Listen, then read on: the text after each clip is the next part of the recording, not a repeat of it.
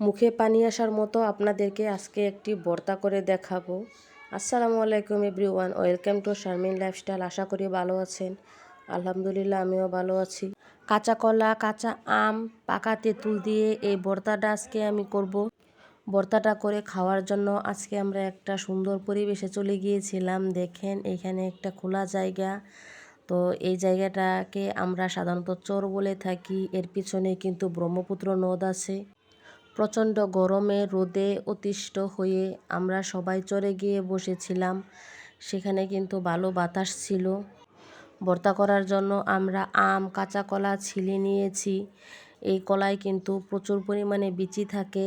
কোন জায়গায় কী নামে এই কলাটা পরিচিত তা কিন্তু আমি জানি না, কিন্তু আমাদের ময়মনসিংহ অঞ্চলে এই কলাটাকে আমরা বাইশা কলা বলে থাকি। আমরা বাড়ি থেকে মরিচগুলো পুড়ে নিইনি, সেজন্য ওইখানে মরিচগুলো গিয়ে পুড়ে নিয়েছি। আগুন জ্বালাতে খুবই কষ্ট হয়েছিল, ওইখানে প্রচুর বাতাস ছিল। তারপরে কাগজে মুড়িয়ে মরিচগুলো একসাথে আমি পুড়ে নিয়েছি।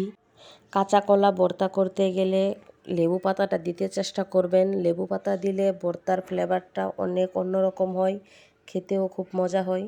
অনেকে মরিচটা তেলে ভেজে নেয়, কিন্তু মরিচটা আসলে পুড়লে ওই মরিচ দিয়ে ভর্তাটা করলে ওই ভর্তার ফ্লেভারটা খুব সুন্দর হয়। আমি এখানে বসে ভর্তাটা মাখাচ্ছি, কিন্তু আমার আশেপাশে কিন্তু অনেক লোক ছিল ভর্তাটা খাওয়ার জন্য। এক একজনের জিভে পানি চলে আসছে ভর্তাটা দেখে।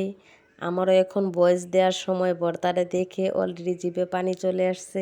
এই গরমের মধ্যে কিন্তু কাঁচা আম দিয়ে, কলা দিয়ে, তেঁতুল দিয়ে এই ভর্তাটা সত্যিই ভালো খেতে। যারা যারা আমার মতো টক ঝাল ভর্তা লাভার, তাদের কাছে কিন্তু এই ভর্তাটা পছন্দ হবে। ভর্তাটা করার সময় আমার ছেলে মেয়ে কতবার যে লবণ চেক করেছে তা আর কি বলবো।